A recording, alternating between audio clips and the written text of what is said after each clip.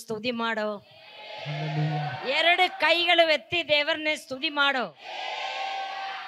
ಇನ್ನೊಂದು ಆವರ್ತಿ ನಿಮ್ಮ ಮಧ್ಯದಲ್ಲಿ ನಿಲ್ಲುವುದಕ್ಕೆ ದೇವರು ಕೊಟ್ಟಿದ್ದ ಕೃಪೆಗಾಗಿ ಸ್ತೋತ್ರ. ನಾನಿವತ್ತು ನಿಮ್ಮೊಂದಿಗೆ ಮಾತಾಡೋಕ್ಕೆ ಇಷ್ಟಪಡೋ ವಿಷಯ, ನನ್ನ ಕೃಪೆ ನಿನಗೆ ಸಾಕು. 2 ಕೊರಿಂಥಿ 12ನೇ ಅಧ್ಯಾಯ 7, 8, 9ನೇ ವಾಕ್ಯ ಓದು. ಫಸ್ಟ್ 9ನೇ ವಾಕ್ಯ ಓದು, ಆಮೇಲೆ 7, 8 ಓದು. ಅದಕ್ಕಾತನು ನನ್ನ ಕೃಪೆ ನಿನಗೆ ಸಾಕು, ಬಲಹೀನತೆಯಲ್ಲಿಯೇ ಬಲವು ಪೂರ್ಣ ಸಾಧಕವಾಗುತ್ತದೆ. ಹಲ್ಲೆಲೂಯಾ. ನಮ್ಗೊಂದು ವಾಕ್ಯ ಪ್ರಾರ್ಥನೆ ಮಾಡೋಣ. ಪ್ರೀತಿ ಇರುವ ಯೇಸುವೆ, ಅಪ್ಪ ನಾವು ನಿನ್ನ ಸನ್ನಿಧಿಯಲ್ಲಿ ಬಂದಿದ್ದಪ್ಪ. ದೊಡ್ಡವನಾಯ ದೇವರೇ, ನೀ ದೊಡ್ಡದು ಮಾಡಿ ನಮ್ಮನ್ನು ಆಶೀರ್ವದಿಸಬೇಕಪ್ಪ. ಯೇಸುವೆ, ಕಷ್ಟದಲ್ಲಿ, ಕಾಯಿಲೆಯಲ್ಲಿ, ರೋಗದಲ್ಲಿ, ದುಃಖದಲ್ಲಿ, ಸಮಸ್ಯೆದಲ್ಲಿ ಅಪ್ಪ, ಕಡಪಾರದಲ್ಲಿ ಯಾರ್ಯಾರು ಇಲ್ಲಿ ಬಂದಿದೋ ಅವರಿಗೆ ನೀ ಬಿಡುಗಡೆ ಕೊಡಬೇಕಪ್ಪ. ದೇವರೇ, ರಕ್ಷಣೆ ಕೊಡಬೇಕಪ್ಪ. ಯೇಸುವೆ, ನೀ ಕೈ ಬಿಡಬೇಡಪ್ಪ.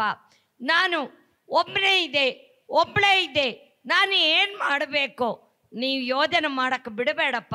ಅಲ್ಪದವನೇ ನೀ ಅಲ್ಪದ ಮಾಡಪ್ಪ, ಕೈ ಬಿಡಬೇಡಪ್ಪ. ಯೇಸು ಕ್ರಿಸ್ತನ ಹೆಸರಿನಲ್ಲಿ ಬೇಡಿಕೊಳ್ತಾ ಇದೆ ತಂದೆಯೇ, ಆಮೇನ್.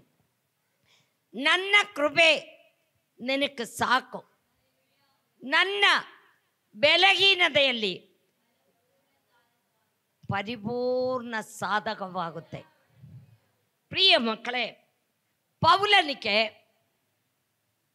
ಭಾಳ ಕಷ್ಟವಿರಿದಿದ್ದು, ಭಾಳ ಕಷ್ಟ. ಅವನಿಗೆ ಏನನ್ನು ಗೊತ್ತಿಲ್ಲ. ಹೊಟ್ಟೆ ನೋವಾಣೋ, ಬೆನ್ನು ನೋವಾಣೋ, ಕಾಲು ನೋವಾಣೋ, ತಲೆ ನೋವಾಣೋ, ಅದು ಬೈಬಲ್ನಲ್ಲಿ ಇಲ್ಲ. ಅವನು ಭಾಳ ನೋವಿನಲ್ಲಿ ಕಷ್ಟಪಡ್ತಾ ಇದ್ದಿದ್ದು. ಆ ನೋವಿನಲ್ಲಿ ಅವನು ಕಷ್ಟಪಟ್ಟುವಾಗ ದೇವರಿಗೆ ಅವನೇ 3 ಆವರ್ತಿ, ದೇವರೇ ನನ್ನ ಕಾಯಿಲೆ ವಾಸಿ ಮಾಡಿಕೊಡು, ನನ್ನ ನೋವು ನನಗೆ ಬಿಡುಗಡೆ ಕೊಡು.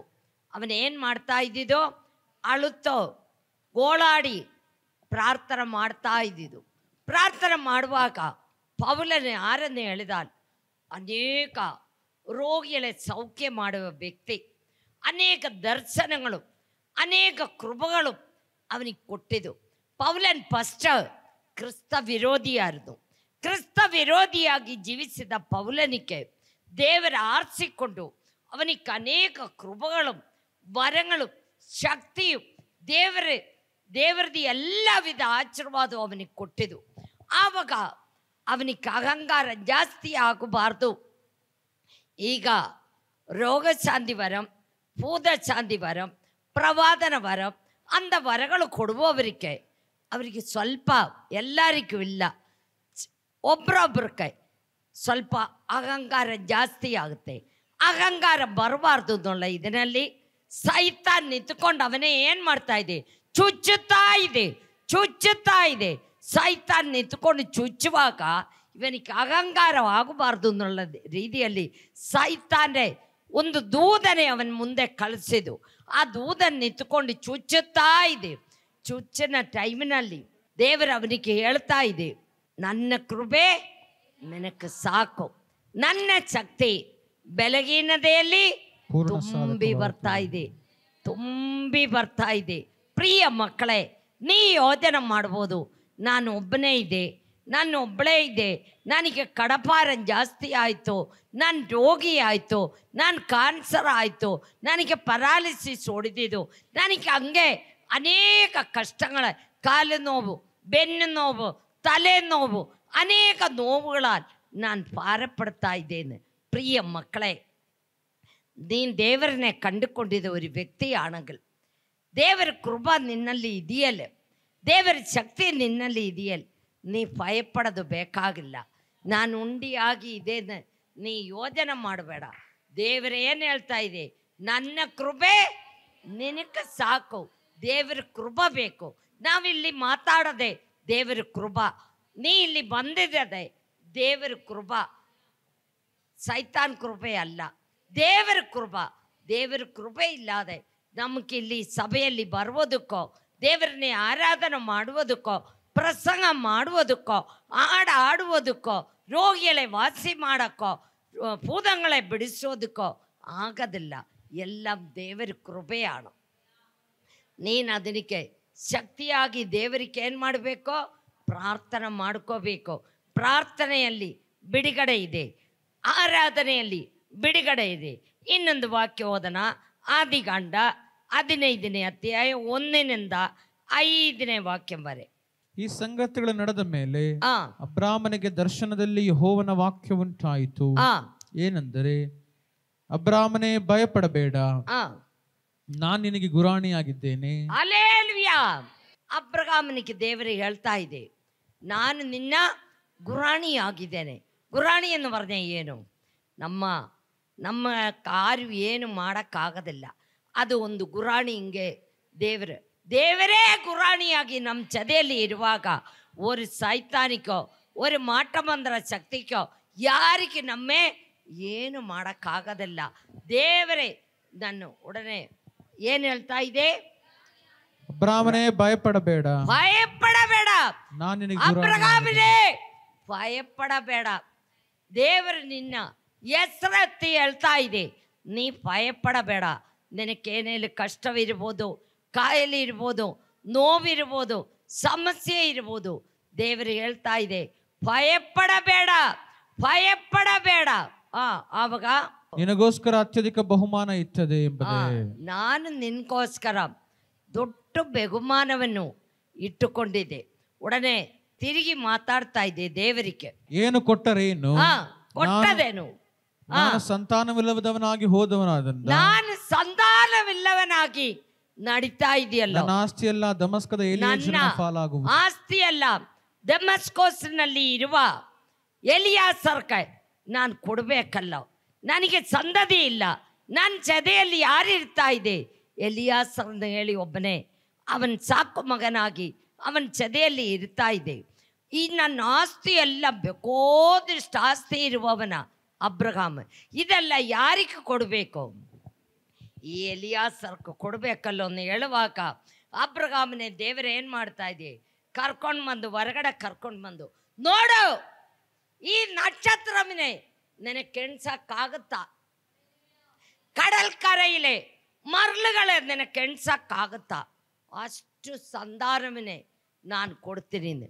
ಆವಾಗ ಅಬ್ರಹಾಮನೇ ಎಷ್ಟು ವಯಸ್ಸಿದೆ? ಒಂದು 85 ವಯಸ್ಸಿದೆ. ಸಾರಳ ಅಬ್ರಹಾಮನ ಹೆಂಡತಿ ವಯಸ್ಸಾಯಿತು. ನಮ್ಮ ಗರ್ಭಪಾತ್ರ ಒಂದು ಸುಲಿದಿದ ತೆಂಗಿನಕಾಯಿಗೆ ಇರ್ತತೆ. ಅದೇನು ಮಾಡ್ತಾ ಇದ್ದೀವಿ? ಒಣಗಿ ಅದೊಂದು ಚಿಕ್ಕ ಒಂದು ಮಾವಿನ ಹಣ್ಣು, ಒಂದು ಅಡಿಕೆ ಹಂಗೆ ಇರ್ತತೆ. ಅದು ಒಣಗಿ ಹೋಯ್ತು. ವಯಸ್ಸಾಯಿನಂಗ ಆಮೇಲೆ ನಮ್ಮ ಗರ್ಭಪಾತ್ರ ಏನಾಗುತ್ತೆ? ಒಣಗಿ ಹೋಗುತ್ತೆ. ಹಾಗೆ ಇರುವಾಗ ದೇವರು ಹೇಳ್ತಾ ಇದೆ, ನಿನಕ್ಕೆ ನಾನೇ ಕಡಲ್ ಕರೆಯಿಲೆ ಮರಳಿನೇ ನಿನಕ್ಕೆ ಎಣ್ಸಕ್ಕಾಗುತ್ತಾ?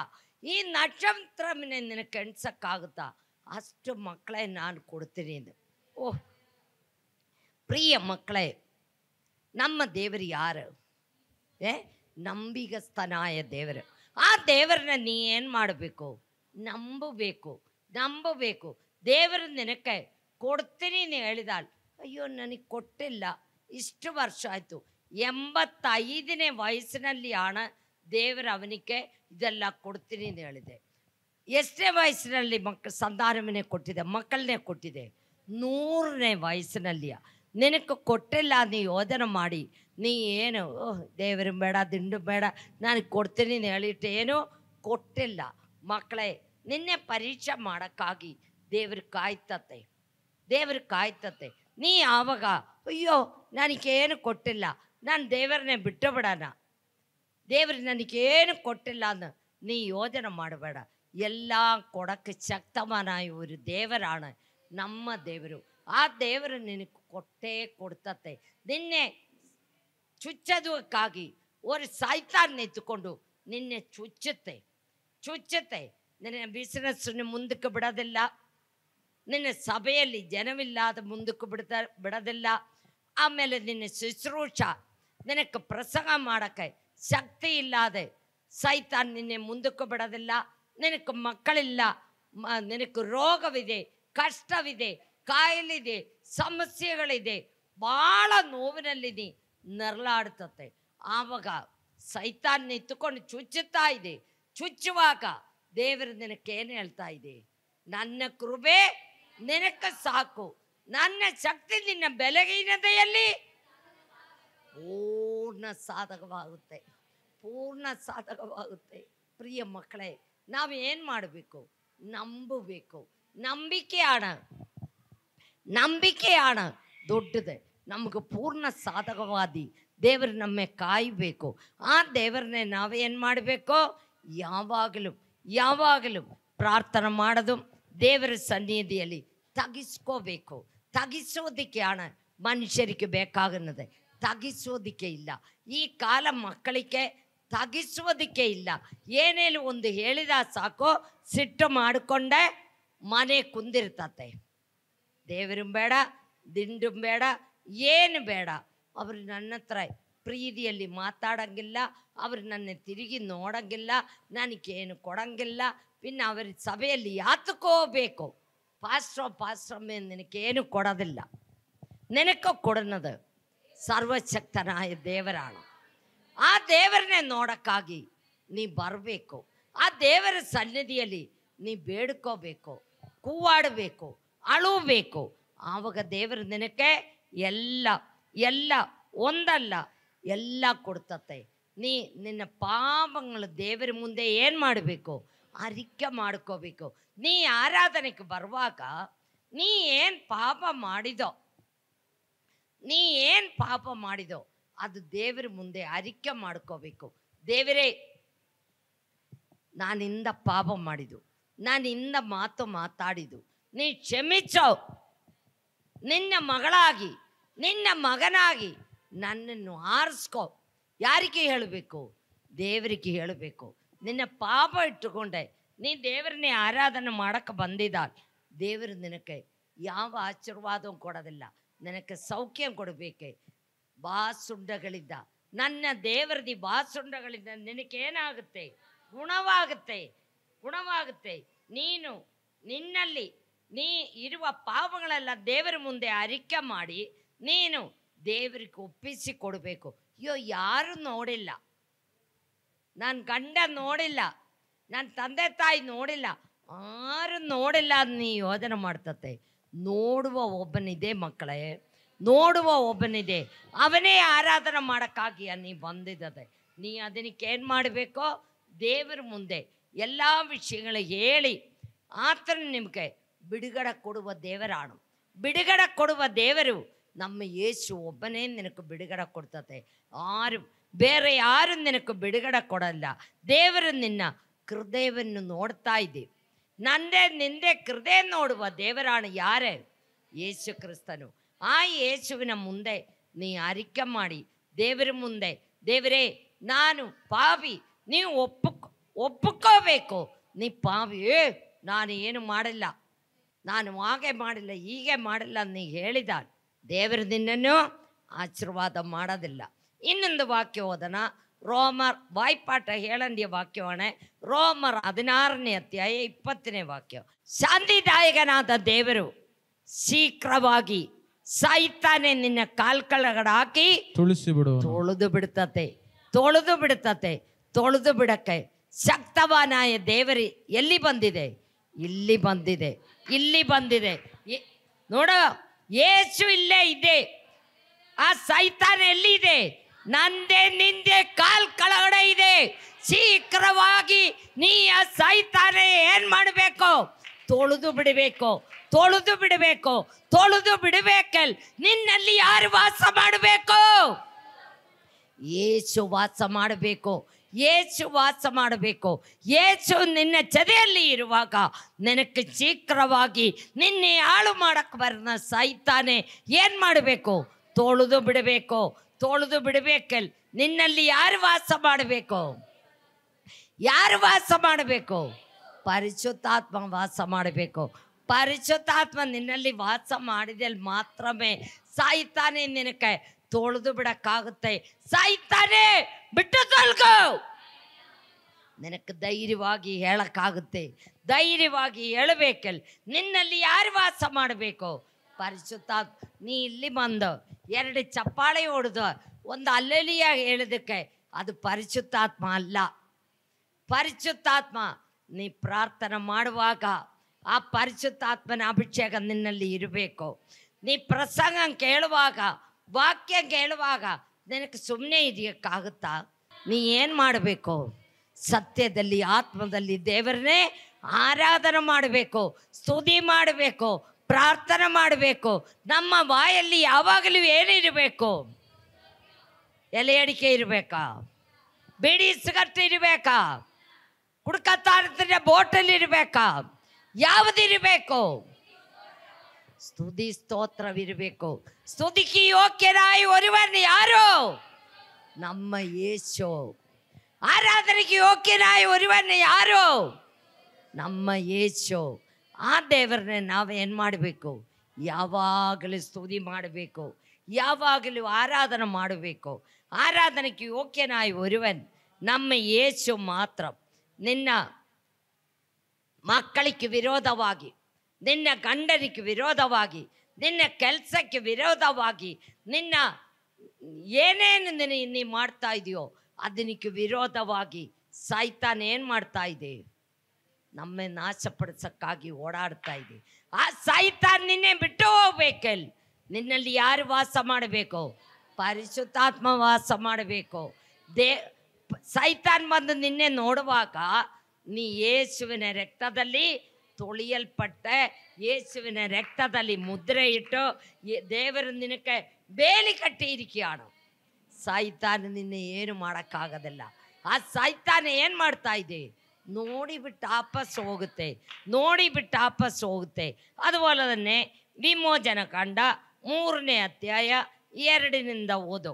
ಅಲ್ಲಿ ಮುಳ್ಳಿನ ಪೊದೆಯೊಳಗೆ ಉರಿಯುವ ಬೆಂಕಿಯಲ್ಲಿ ಯೆಹೋವನ ದೂತನು ಅವನಿಗೆ ಕಾಣಿಸಿಕೊಂಡನು. ಹೇಗೆಂದರೆ ಅವನೊಂದು ಮುಳ್ಳಿನ ಪೊದೆಯನ್ನು ಕಂಡನು. ಆ ಪೊದೆಯು ಬೆಂಕಿಯಿಂದ ಉರಿಯುತ್ತಿದ್ದರು, ಅದು ಸುಟ್ಟು ಹೋಗದೇ ಇತ್ತು. Hallelujah, hallelujah. ನಮ್ಮ ಮೋಸ ಅವൻ്റെ ಮಾವಂದಿ ಕುರಿಗಳೇ ಮೇಯಿಸ್ತಾ ಇದ್ದಿದ್ದು ಹೋರೇಬ್ ಬೆಟ್ಟದಲ್ಲಿ ಕುರಿಗಳೇ ಮೇಯಿಸ್ಕೊಂಡಿರುವಾಗ ಅವನು ಹಿಂಗೆ ನೋಡುವಾಗ ಒಳ್ಳೆ ಒಂದು ಮುಳ್ಳಿನ ಪೊದೆ. ಆ ಮುಳ್ಳಿನ ಪೊದೆಯಲ್ಲಿ ಏನಾಗ್ತಾ ಇದೆ? ಬೆಂಕಿ ಉರಿತಾ ಇದೆ, ಬೆಂಕಿ ಉರಿತಾ ಇದೆ. ಬೆಂಕಿ ಉರಿಯುವಾಗ ಅವನ ಕುರಿಗಳೇ ಆಡಿನ ಬಿಟ್ಟಿಟ್ಟ ಅವನು ಹೋಗಿ ಆ ಪೊದೆ ಹತ್ರ ನಿಂತಿದೆ ಒಣ್ಣೆ ದೇವರು. ಆ ಪೊದೆಯಲ್ಲಿ ಬೆಂಕಿಯಾಣ. ನಮ್ಮ ದೇವರು ಯಾರು? ದಹಿಸುವ ಅಗ್ನಿಯಾಣ. ಅದೇ ಥರ ನಮ್ಮ ದೇವರು ಭಯಂಕರ ಪ್ರಕಾಶಮಾನ ಇರುವ ದೇವರಾಣ. ಆ ದೇವರು ಆ ಪೊದೆಯಲ್ಲಿ ನಿಲ್ಲುವಾಗ ಆ ಪೊದೆಯೆಲ್ಲ ಉರಿತಾ ಇದೆ.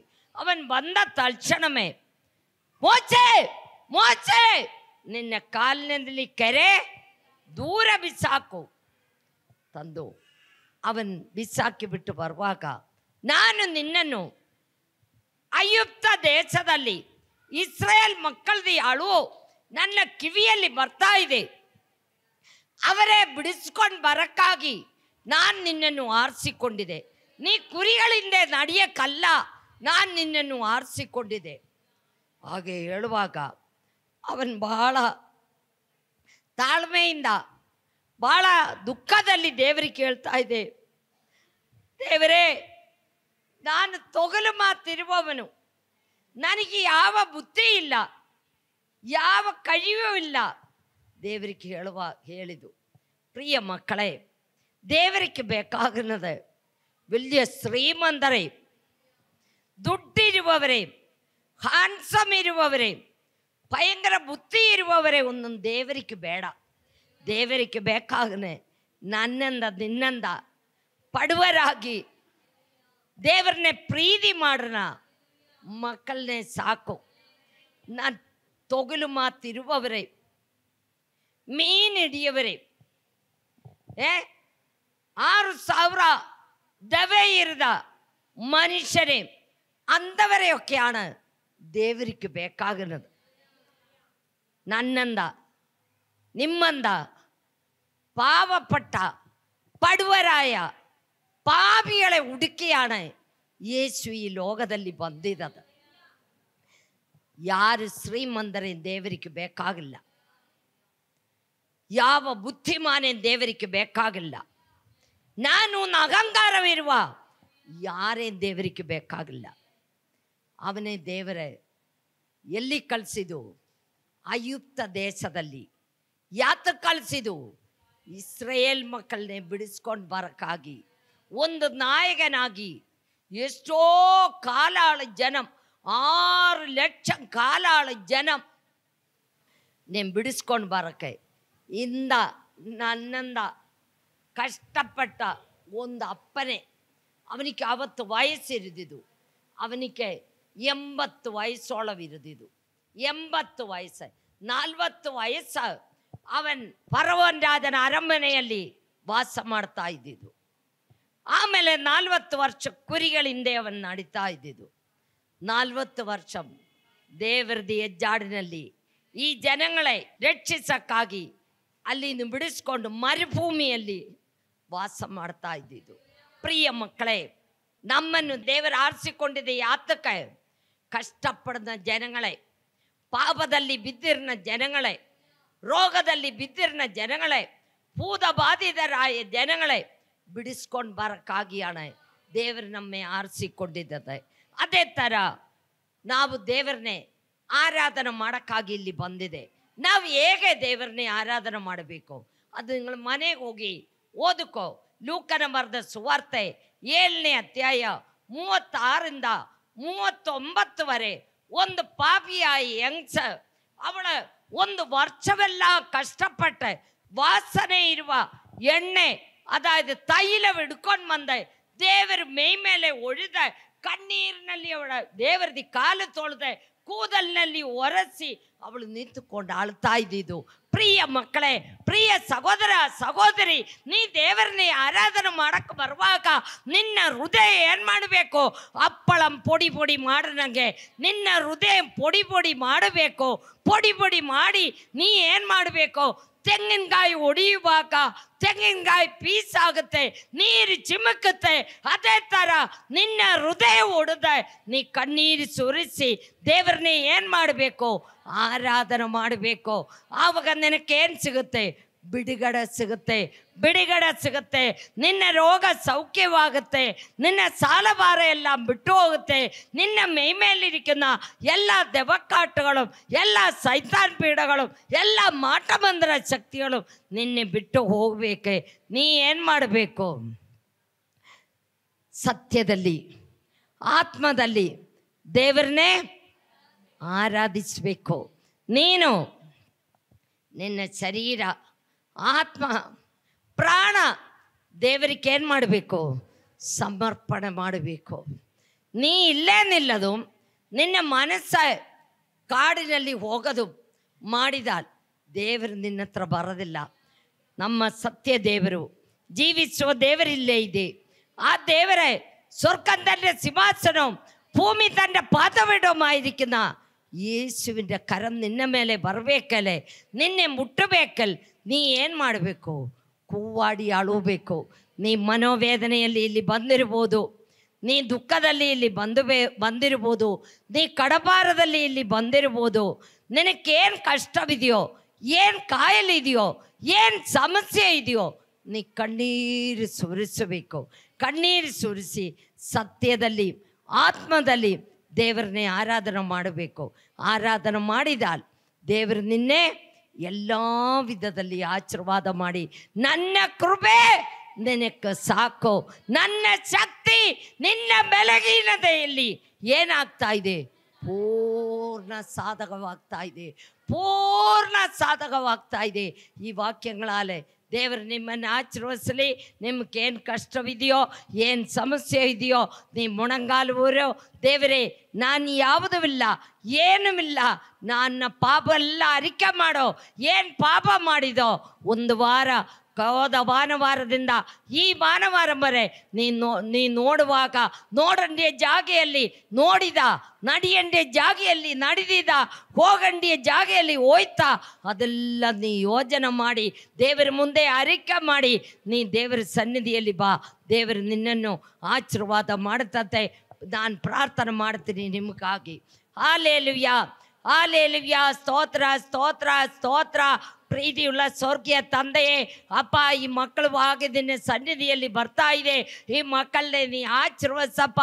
ಆರು ನಾಚವಾಗಿ ಹೋಗೋದಕ್ಕೆ ನೀ ಬಿಡಬೇಡಪ್ಪ. ಎಲ್ಲರಿಗೂ ಬಿಡುಗಡೆ ಕೊಡಪ್ಪ. ಎಲ್ಲರಿಗೂ ರಕ್ಷಣಾ ಅನುಭವ ಕೊಡಬೇಕಪ್ಪ. ನಂಬಿಕೆ ಕೊಡಬೇಕಪ್ಪ. ನಂಬಿಕೆಯನ್ನು ಹುಟ್ಟಿಸುವನು ಪೂರೈಸುವನು ಆಗಿರುವ ಯೇಸುವಿನ ಮೇಲೆ ಕರ್ತಾವೇ ರಕ್ಷವಿಟ್ಟು ಜೀವಿಸಿದ ಮಕ್ಕಳಾಕಿ ಪ್ರತಿಯೊಬ್ಬರನ್ನೇ ಉಪಯೋಗಿಸಪ್ಪ. ಕೈ ಬಿಡಬೇಡಪ್ಪ. ಆರು ನಾಚವಾಗಿ ಹೋಗೋದಕ್ಕೆ ನೀನು ಬಿಡಬೇಡಪ್ಪ. ಆ ಮೋಸಕ್ಕೆ ಕೊಟ್ಟಿದ್ದ ನಂಬಿಕೆ, ಅಬ್ರಹಾಮನಿಗೆ ಕೊಟ್ಟಿದ್ದ ನಂಬಿಕೆ ಅಪ್ಪ, ನೀ ನಮ್ಮ ಪ್ರತಿಯೊಬ್ಬರಿಗೂ ನಮಗೆ ಕೊಡಬೇಕಪ್ಪ. ದೇವರೇ, ನೀ ಕೈ ಬಿಡಬೇಡಪ್ಪ. ಯೇಸುವೆ ಅಪ್ಪ, ನಾನನ್ನುಳ್ಳ ಪಾಪವೆಲ್ಲ ಬಿಟ್ಟೆ ಎಲ್ಲರೂ ಕರ್ತಾವೆ ತಾಗಿಸಿ ಕ್ಷಮಿಸಿ ನಿನ್ನ ಸನ್ನಿಧಿಯಲ್ಲಿ ಬರುವುದಕ್ಕೆ ನೀ ಸಹಾಯ ಮಾಡಪ್ಪ. ಯೇಸಪ್ಪ, ನನಗೆ ಸ್ತೋತ್ರ. ಏದೆಲ್ಲ ಕಾಯಿಲೆಗಳಾಲ ಜನಗಳು ನರಳಾಡ್ತಾ ಇದೆಯಪ್ಪ. ಪರಾಲಿಸಿಸ್ ಓಡಿದೆ ಕರ್ತಾವೆ, ಜನಗಳು ನರಳಾಡ್ತಾ ಇದೆಯಲ್ಲಪ್ಪ. ಕ್ಯಾನ್ಸರ್ ರೋಗತ ಜನಗಳು ನರಳಾಡ್ತಾ ಇದೆಯಲ್ಲಪ್ಪ. ICU ವೆಂಟಿಲೇಟ್ರಲ್ಲೂ ಎಷ್ಟೋ ಜನಗಳು ಕಷ್ಟಪಡ್ತಾ ಇದೆಯಪ್ಪ. ಅವರಿಗೆ ನೀ ಶಾಂತಿ ಸಮಾಧಾನ ಕೊಡಪ್ಪ, ನೆಮ್ಮದಿ ಕೊಡಪ್ಪ, ಪಾಪದ ಬಿಡುಗಡೆ ಕೊಡಪ್ಪ. ದೇವರೇ, ಕೈ ಬಿಡಬೇಡಪ್ಪ. ಯೇಸು ಜೀವಿಸುವ ದೇವರನ್ನ ಎಲ್ಲರಿಗೂ ಗೊತ್ತಾಗೋದಕ್ಕೆ ನೀ ಸಹಾಯ ಮಾಡಪ್ಪ. ದೇವರೇ, ಎಲ್ಲ ಮಕ್ಕಳೇ, ಎಲ್ಲ ಅಯ್ಯಗಾರ ಮಾರೆ, ಎಲ್ಲ ಪಾಸ್ಟರ್ ಮಾರೆ, ಎಲ್ಲ ಇವಾಂಜಲಿಸ್ಟ್ಗಳೇ ನೀ ಆಶೀರ್ವದಿಸಪ್ಪ. ನಿನ್ನ ಸುವಾರ್ಥ ಎಲ್ಲ ರಾಜ್ಯಗಳಲ್ಲೂ ಹೋಗೋದಕ್ಕೆ ಅಪ್ಪ ನೀ ಸಹಾಯ ಮಾಡಪ್ಪ. ಕೈ ಬಿಡಬೇಡಪ್ಪ ದೇವರೇ, ಕೈ ಬಿಡಬೇಡಪ್ಪ. ನೀ ಬರ್ನ ಟೈಮ್ ಹತ್ರ ಆಯ್ತಲ್ಲಪ್ಪ. ಈಗೋ ನಾನು ಬಾಗಿಲಲ್ಲಿದೆ, ಆರಾದರೆ ನನ್ನ ಸ್ವರವನ್ನು ಕೇಳಿ ಬಾಗಿಲು ತೆಗೆದಿದ್ದ, ನಾನು ಅವರೊಂದಿಗೆ ಊಟ ಮಾಡ್ತೀನಿ, ಅವರು ನನ್ನೊಂದಿಗೆ ಊಟ ಮಾಡ್ತೀನಿ ನೀನು ಹೇಳಿದಲ್ಲಪ್ಪ. ಯೇಸುವೆ, ನಿನ್ನ ಕೃಪ ನಮಗೆ ಸಾಕಪ್ಪ. ನಿನ್ನ ಶಕ್ತಿ ನಮ್ಮ ಬೆಳಗಿನದೆಯಲ್ಲಿ ಕರ್ತಾವೆ ಪೂರ್ಣ ಸಾಧಕವಾಗಬೇಕಪ್ಪ. ದೇವರೇ, ನೀ ಕೈ ಬಿಡಬೇಡಪ್ಪ. ಅಲ್ಪುದ ಮಾಡಪ್ಪ, ಅಲ್ಪುದ ಮಾಡಪ್ಪ. ನಾವು ಆರಿಕೆ ಅಹಂಕಾರ ಬರಬಾರ್ದಪ್ಪ. ದೇವರೇ, ನಿನ್ನ ಕೃಪಗಳಾಲು ಮರಗಳಾಲು ನಮ್ಮನ್ನು ತುಂಬಿಸಪ್ಪ. ಕೈ ಬಿಡಬೇಡಪ್ಪ. ಯೇಸು ಕ್ರಿಸ್ತನ ಹೆಸರಿನಲ್ಲಿ ಬೇಡಿಕೊಳ್ತಾ ಇದೆ ತಂದೆಯೇ, ಆಮೇನ್. ದೇವರು ನಿಮ್ಮನ್ನು ಪ್ರತಿಯೊಬ್ಬರನ್ನೇ ಆಶೀರ್ವದಿಸಲಿ. ನಿಮ್ಮ ಪ್ರಾರ್ಥನೆಯಲ್ಲಿ ನಮ್ಮ ಕುಟುಂಬವನ್ನೇ, ನಮ್ಮ ಸಭೆ, ನಮ್ಮ ಸೇವೆ ಎಲ್ಲ ಯೋಜನೆ ಮಾಡಿ ಪ್ರಾರ್ಥನೆ ಮಾಡಬೇಕು. ನಿಮ್ಮ ವಿಷಯ ಏನಿದೆಯೋ ನಮಗೆ ಫೋನ್ ಮಾಡಿದಾಗ ನಾವು ಪ್ರಾರ್ಥನೆ ಮಾಡ್ತೀನಿ. God bless you.